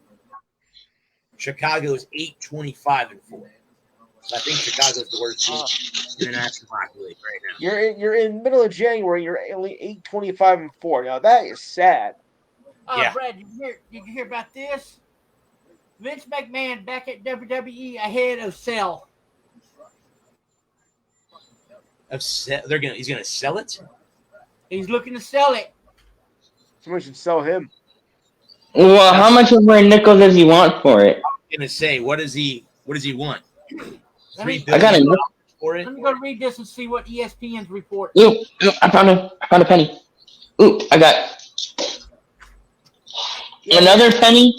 Is Shao Kahn And done. Are you gonna buy it? He's gonna buy up both of them. I got 17 cents. I got 20 cents. All right, let's do it. We can offer him 27 cents. 28, but you have to sell your Don Knotts video collection. I give him a penny. Hey, let's make that 28 cents. My wife just There we came go. up. Hey, and you can hold on to your Don Knotts video collection. You guys remind me of a school at 3 o'clock in the afternoon. It No doesn't class. say. It doesn't say how much he wants for it, but it does go to say that that WWE posted his first $1 billion revenue year in 2022. Well, that's because H took over. Yep. Because it was good programming. People liked it. People like what Triple H is doing with WWE. Yeah. You know, like George or Shane would take it Valero, over. George Barrios is involved in it.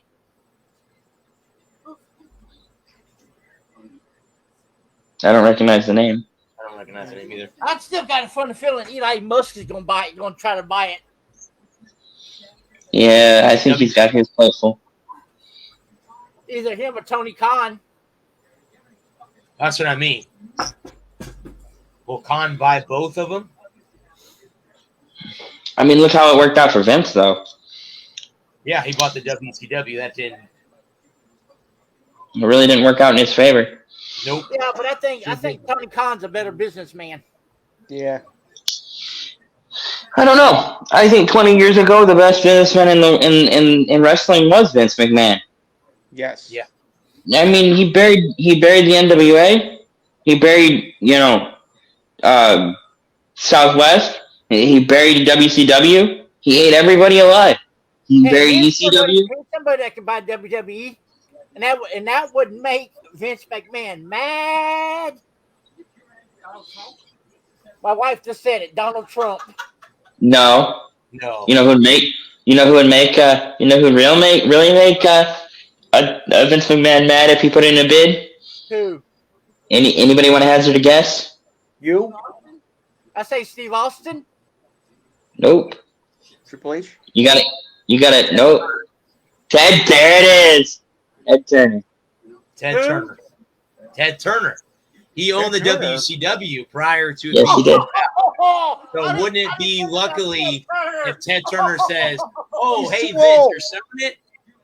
I'll take it back because I own it before you, and I'll buy it." I'll buy it. 10 years old. I thought he was dead.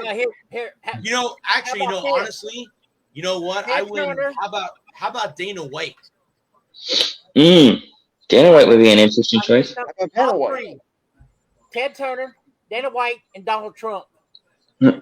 What about Joe Rogan? Yeah, Joe Rogan. Yep. Ted Turner's too old. I just think it would be an ironic twist if Ted Turner bought the WWE after selling WCW and all of his assets and everything he owned, and getting out of it. If he were to buy a Vince McMahon back out. Or one of his kids. One of his kids bought it. Virgin Records and Virgin Airlines. Oh, I know who you're talking about. Richard Branson. How about him? Just as he's a too European. Well, he's got his kids more money. He's got a lot of money. That's what I'm just saying. He's going into it. Bill Gates has got a lot of money. I mean, there's a lot of. I don't know if he's interested in it, but I mean, maybe. I mean, I think let's offer him one final price, $1.28. $1.28? I can go two. I got $1 here. You go $2.28. Higher. $3.28. $3.28. Going twice. We're here 4 hours. We're here four. I got 4. I can do 4. We're here five. I do 6. Or I do. We're bargaining here. See, when we get the Roku channel and we get all the subs, we'll buy the WWE. I hope I'm join in. Turn it into just us sports wrestling. But the thing is, I just hope we're able to get in that. Evan Dixon and his crew will buy the WWE. We'll run it. Yeah, right. You can't run it any worse than Vince has the last 20 years. Very true. Bring back nothing. If I could buy it, I'd keep Triple H head of creative writing. One thing concerns me with that.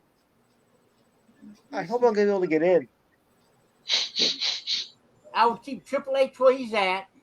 Mm-hmm. I would bring Stone Cold in as a general manager of Raw. Stone Cold Crazy. No. Is what's her name still in? Then I Stephanie. would bring. Then I would bring. I would bring. Is Vicky still manager or something? Hang on. No, Vicky's been gone for years. I would bring in. Maybe. Oh, you forget his name too. Eric Bischoff. There's God no. WWE. God no. No. Oh God! No. Hell to the no on that one. Oh, that He was wanted to so buy bad. WCW before Ted turned it over. I He know, asked I Ted know. Turner if he could run it. And You run it right how into bad the would that ground. be? How bad would that be for Vince McMahon if That would be. Bischoff and company purchased it? I tell you Yeah. what, if Eric Bischoff bought WWE, I would quit watching it. I would get rid of my Peacock channel. I would never watch it again. Yeah. Bischoff would run it into the ground. Run WCW into the ground. Round. Between him and Vince Russo. Russo was the other one behind that. Yep. Could you imagine Bischoff and Russo teaming up to buy the WWE? Oh, No. God, that would be a joke. That'd be a joke. One thing that I would do is if we were to somehow come up with $3.25 billion overnight and be able to buy it, was I would drop the sports entertainment moniker and just let them call it wrestling. Yeah. It's wrestling. We know it's wrestling. Take it back But, to old school. Take it back right. to old school ways. Mm-hmm. Kind of old school, new school. Kind of mixing the modern with the classic. Kind of letting it, sliding back in traditions and every. If I was in charge, every match would be a tornado tag match. No disqualifications. I'm not going to say the kind of matches I would like to bring back, but I'm going to keep that to myself. It's so hard to do wrestling like you did 20 years ago, or 30 years ago now. Because somebody's in a bedroom with me, and I don't want to end up in a doghouse. I can do doghouse matches. There you go. Braun panty matches, is that what you were? That's not what I was thinking. I would give John Cena one more title run so he passes Ric Flair. You know who I would do it against? Ric Flair. If you come out, yeah. He wants to wrestle. I mean, and it's fake. It's not real. It's a work. It's a show. It's entertainment. Yeah. And Bad physicality. And if you can do it in a safe manner where you can put on a good match, yeah, why not? I do like the idea of Stone Cold being front and center if he wants to. I would fire Michael Cole. That'd be my first move. It's nothing personal, except it's personal. Long time. He's one of the longest tenured employees, I think. Yeah. Professional. I mean, announcing itself, he's got to be one of the ones that's. Yeah. I think that the thing is, I would let the writers. I would let the wrestlers. I would have the wrestlers working real close with the writers. I would have that we would have wrestler meetings every day, because I feel like that's what's been missing is mic skills. Like, I don't believe half the wrestlers out there. They're too forced, or they're just terrible on the mic. Mm-hmm.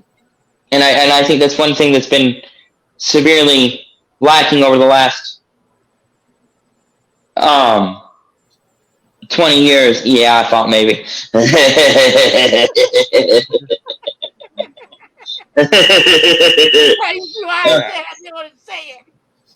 Yeah. I think the other thing would be is to invigorate the women's division by having a lot more women's matches and having them display their talent as performers, both in and out of the ring. I never cared for the divas, and I don't care for the new. When I watch a wrestling match, I want to see wrestling. I don't want to see a slap fight. I don't want to see a cat fight. I want to see wrestling. And I want to showcase the athletes, the wrestling part of the athletics of wrestling, you know, where you have a lot more high flying. You know, it's hard to do wrestling like you did 20 years ago or 30 years ago because of concussions, because of head trauma. And we know that, you know, a swanton bomb off the top rope where you slam your head into somebody's gut, it's not good for your neck. You know, things like pile drivers and what was Triple H, the pedigree, Triple H's finisher.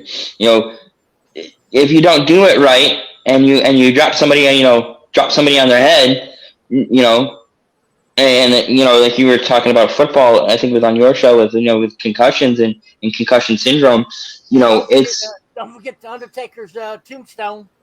The tombstone pile driver, yeah, that's what I said, pile drivers, yeah, because he wasn't the only one, because Kane did it, and Diesel had one, and Steve Nash had one. Look what happened! Look what happened to Big E. Kevin Nash, sorry. Oh yeah, Big E. You know, that was a freak accident. He jumped off and landed a certain way and broke his neck. And what I felt has been lacking over the last 5 or 10 years when I've tried to watch is that the matches don't feel impactful. Like, I don't really feel like they're hitting each other. No. And that was one of my biggest frustrations. Like, I'm not buying the story. And you know, and they don't have great mid cards anymore. Like, that's where I would build it up. The mid card, wrestlers would be the ones I'd focus on. Yeah. You know, you have to have main eventers. Don't get me wrong, you have to have main eventers, but you have to have guys that you can push. I remember when I first started watching wrestling, they had the great ones like Junkyard Dog, Hacksaw Jim Duggan, Bushwhackers, Sergeant Slaughter, Big Boss Man. Guys that were not main eventers, guys that weren't going to headline WrestleMania, but guys that you could work in a Roll Express. Wasn't that Shawn Michaels and Marty Jannetty? Marty Jannetty, thank you. I was not gonna be able to come up with his name. You know the thing about it, Shawn Michaels. Shawn Michaels. Yep. Shawn Michaels was a main eventer, right? But Marty Jannetty was not a main eventer. Marty Jannetty was never going to get over the top. But you have to have a Marty Jannetty to have, you know, the problem is they don't have foils to their top guys anymore. Exactly. Right. There's no, everyone is ambiguous. Are they a good guy or are they a bad guy? You know, and just like I was talking about on my show, with this Alexa Bliss thing. Okay. And with her seeing this character out in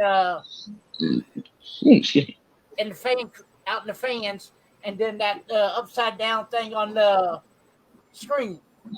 That's, you know, that's bringing back some of the old storyline. Right. To me, that's the old storyline. Get over it. Move on. Right. I understand that. You know, what I was going to say about Vince McMahon himself is, before I get distracted, is, you know, when you no, you're fine. When you win, it's hard to change your formula. You know, Vince won Monday Night Wars. He buried the WCW. He absorbed ECW. You know, he won the territory wars in the 80s, and he won Monday Night Wars in the 90s. And you know, when you have so much success doing what you were doing, and then you continue that success even in the PG era, early in the PG era, you know, when they go away from Blood and TNA, and they get some more family friendly programming, and it's still so successful. And as those kids grow up and they want more challenging wrestling, because I hate to say it, I don't like adult programming, because that has a much more, you know, sexual content or sexual connotation, but they want, you know, more aggressiveness, like, and we pine for We pine for the late 90s. Whether we actually remember living them or not, we pine for those great matches, but we don't have those great personalities, right? The men and women that worked those matches, that made those matches great. And we also know so much more about how dangerous those matches were and the things that they were doing and just how stupid they were being, how reckless they were. Yes. You know, like the matches you're talking about, like Hell in a Cell, Chamber, the pit fight match inside of the cage. Buried Alive. Yeah. You know, we've gone away. Are dangerous. And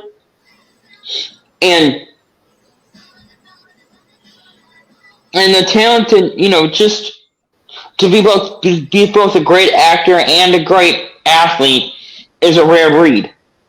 You know, those guys don't come along every day, and they have to be. You don't grow Undertakers in a field.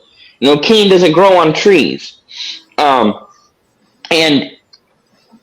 Kevin Owen and Bray Wyatt and Finn Balor and AJ Styles, we're never going to replace. We're never going to be able to carry the torch for the WWE as hard as Roman Reigns or Seth Rollins or any of those guys that the WWE has tried to push for the last 10 years.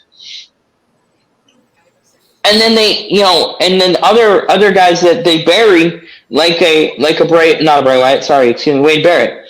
You know, Wade Barrett, who has heat, who is white hot. They bury him because other guys, because established stars don't want to put him over. Right. You know, the Chris Jerichos of the world, the Edges, the Christians, they're gone. And there's no one filling the void. I'm back. You know, and even though Edge is wrestling again, but he's old. You know, Jericho is old. So am I. Oh God, Cody Rhodes is old. Dustin Rhodes is old. You know, and all those their dads are gone. You know, and guys like Ted DiBiase never could get over. And when you have when the talent pool is thin, and you don't have guys that can be both that you can use as mid cards and guys that you can elevate to the main event status, you don't have a promotion anymore. Especially when people would much rather go and spend $20 at an indie show than $200 at a WWE event. You know, I can get into an indie show and have just as much fun at an indie show with guys I don't know, doing amateur wrestling and goofing and having fun as I can at a WWE event, which is in a city that's 2 hours from me or more, that I gotta drive to and I gotta drive back from, and gas is $3, and or I can go to the local show at the Coliseum for $20 and be just as entertained. I'm going to the local show when there's no draw. And this is the thing, is like 20 years ago when I was a kid, wrestling was still hot. And everybody, even the most backwater, dyed-in-the-wool Bible Belt, Jesus Christian, were okay with WWE. WWE was fine. Guys like John Cena was on every other kid's t-shirt was John Cena or Triple H. And we all did the chop, and we all thought it was hilarious, and we all didn't know what it meant. And if you weren't down with that, we had 2 words for you. Mm-hmm. And there's no one coming along in wrestling that's capturing the zeitgeist that is transcending wrestling like they did in the 90s. That if you're not a wrestling fan or plugged into the wrestling world because you're a sports commentator and it's part of the gig is to pay attention to these kind of things, who's the face of the WWE? these days? Nobody. There's no public face that's not that. If you're not watching wrestling week in and week out, or following wrestling week in and week out, because part of what you do is cover wrestling, even just a little bit. There's no public face of wrestling. No, it's not. There's no one that's transcending wrestling and into the there's no Stone Colds. Guys that no matter whether you like wrestling or you didn't, you know who Stone Cold was. Like No more Mankind. Yeah. No more Undertakers, no more Kanes, no more kind of like who's the modern Michael Jordan of wrestling? There is no face. There is no one that if you're not plugged into wrestling, I could walk up to 100 people and I'm sure 90% of them would say John Cena. And name a current WWE superstar. And that's the other thing that's got to go is the superstar moniker. You're just wrestlers. Get back to wrestling. Exactly. I agree. And with that, gentlemen, does anyone else have anything they want to add? Just one thing. When we do switch over to Roku, I hope I'm still going to be able to be a part of it. Do what? Me? I hope I will be able to, be able to get, I'll be able to get, into it, I'll be able to I don't think there'd be any reason why you shouldn't, Luke. I mean, I don't think we would have the show if you can't get in there. Well, the thing, how you're gonna be able to send a link to Roku or I should be able to. Okay. As long as we can do that, that's fine. It'll probably be through StreamYard. It'll be through StreamYard, and then it'll just be broadcasted. Yeah. I have to use In the Zone Sports' StreamYard because I can't do it until I upgrade mine. And right now, I can't afford that right now. But I mean, if I upgrade mine in the future, it would be on mine. But I have to add my Facebook group to that page. So also goes to my Facebook group as well. I talked to Kevin on the phone today before I got on here. So okay, I'm going to talk to Kevin. I'm going to talk to Kevin next week, and So you'll just set it up like you normally would, and you'll enter the studio like you normally would, and you'll just and then you'll have the drop down menu of where you're going to stream to, and you'll click the Roku. You'll put the Roku channel in that you're streaming to. You'll click go live or whatever, and then you'll be good to go live, and you'll be streaming live on Roku. Okay, I'll show you how to do it because Kevin had a meeting with us, and he showed us how to do it. So I can show you how to do it when we start on Roku. Okay, I'll get in touch with Kevin next week because yeah. Okay. Does anybody want to pitch their shows before we get off? Okay, well, we're back. Enhanced Sports Show returns Saturday, 4 to 6 p.m. Eastern Time. We're going to be talking a lot of football. We're going to recap the college football playoff. We'll preview the championship final. We'll look back at the amazing World Cup soccer tournament, including that final. Oh, boy, was that something else. We'll also look at the NBA and NFL Hall of Fame nominees because they've listed their nominees for both one and the NBA, though not at the same time, though. But and we'll also take a look at what's going to be for the XFL because that was announced this week as well. That's right, I said XFL. So if you guys know how I feel about this. So if you got time, despite what I just said, tune in Saturday, 4 to 6 p.m. Eastern Time. Remember, that's Eastern Time now. 512-543-4662 is the number. I'll repeat that again. 512-543-4662. And Lou, by the way, your intro and outro music's pretty damn cool. Thanks. I listened in the other day, so we use that to sign in. We use that to do it now, right? Yeah, you do that to start your show, and then when you end it, yeah. So, yep. I'm waiting on mine to come back. I'm sure that it'll be in the next couple of weeks. Hopefully, by the time that we get into the Roku channel, we'll all have ours up, so we can play him there. Anybody else want to share anything before I close everything out? I'm good. Yeah. All right. Well, thank you guys again. Thank you for joining us for the first show of 2023. For the people that didn't, I had a lot of people message me about why was no one talking.